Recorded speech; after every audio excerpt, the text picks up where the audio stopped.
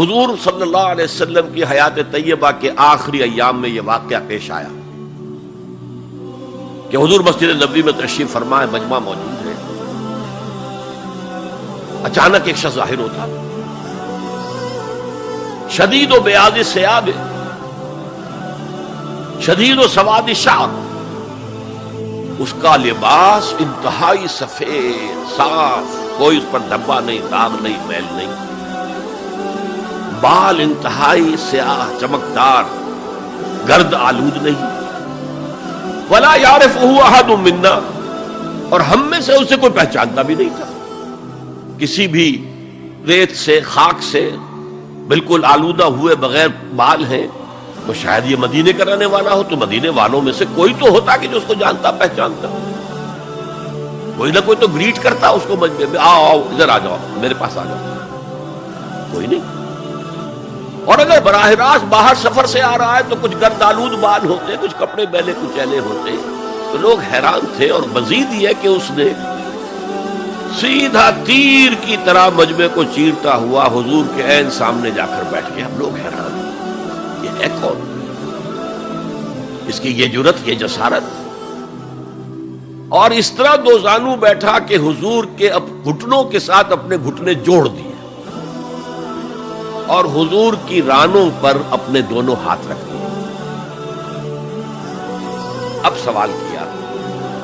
یا محمد اخبرنی عن الاسلام،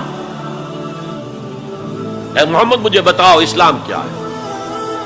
حضور نے فرمایا وہی جو میں ابھی آپ کو حدیث سنا چکا ہوں، الاسلام ان تشہد اللہ الہ الا اللہ وان انا رسول اللہ وان تقیم الصلاۃ وتؤتی الزکاۃ وتصوم رمضان وتحج البیت ان استطعت الیہ سبیلا۔ پھر کہا اخبرنی عن الایمان،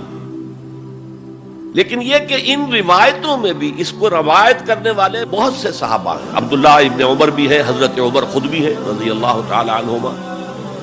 ابو ہریرہ بھی ہے، عبداللہ ابن مسعود بھی ہے،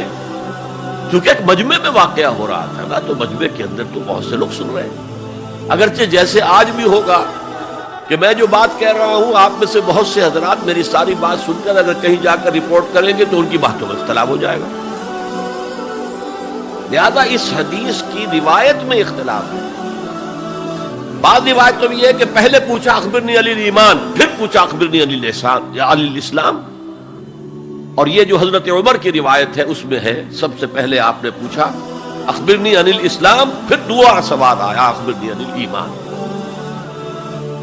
اچھا، اس کے بعد ایک دو سوال اور بھی کیے، اب میں تفصیل میں نہیں جا سکتا۔ پھر وہ شخص چلا گیا، حضور نے کہا ذرا اس کو بلانا واپس، دیکھا تو کہیں بھی نہیں، زمین کھا گئی، آسمان و چکر لے گیا، اللہ جانے۔ تب حضور نے فرمایا اوہ یہ جبرائیل تھے جو تمہیں تمہارا دین سکھانے آئے تھے، یعلمکم دینکم اذ لم تسألوہ، جبکہ تم نے اس کے بارے میں سوال نہیں کیا۔ اور یہ پہلی بار ہے کہ میں جبرائیل کو پہچان نہیں سکا، انسانی شکل میں وہ آئے اور میں پہچان نہیں پایا، ورنہ اکثر حضرت دہیہ کلبی کی شکل میں آتے تھے انسانی صورت میں، جب بھی حضرت جبرائیل آتے تھے۔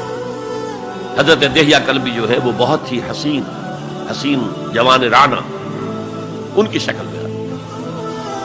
بہرحال یہ اتنا اہم مسئلہ ہے کہ اس کو کلیئر کرنے کے لیے کہ دودھ کا دودھ پانی کا پانی علیحدہ ہو جائے، ایمان کیا ہے، اسلام کیا ہے، دنیا کا نظام اسلام پر ہے، ایمان پر نہیں ہے، آخرت کا معاملہ ایمان پر ہے، اسلام پر نہیں ہے۔ کوئی شخص مسلمانوں کا بہت بڑا قائد ہو، بہت بڑا لیڈر ہو، لیکن ہو سکتا ہے آخرت میں زیرو ہو۔ میں حدیث سنا چکا ہوں آپ کو، ایک شخص دنیا میں شہید سمجھا جا رہا تھا، ایک شخص دنیا میں بہت بڑا عالم سمجھا جا رہا تھا، ایک شخص دنیا میں بہت بڑا سخی سمجھا جا رہا تھا، اور اللہ نے سب کے دعوے جو ہے ان کی نفی کر دی۔ تم نے جنگ کی تھی اس لیے لیقالا جریون کہا جائے، بہت ہی جری آدمی ہے صاحب، بہت بہادر آدمی، کیا کہنے اس کو، لیقالا سخیون، بھائی بڑا سخی آدمی ہے، سخاوت کے دریا بہا دیا اس نے، بھائی بہت بڑا عالم ہے، اس سے علم کا کتنا جو ہے لوگوں کو فیض پہنچا ہے۔ وقت قیلا، یہ تمہارا مقصود تھا، وہ مقصود دنیا میں حاصل ہو چکا، تمہاری شہرت کے ڈنکے بج چکے، اب یہاں تمہارے لیے کچھ نہیں۔ اور پھر اللہ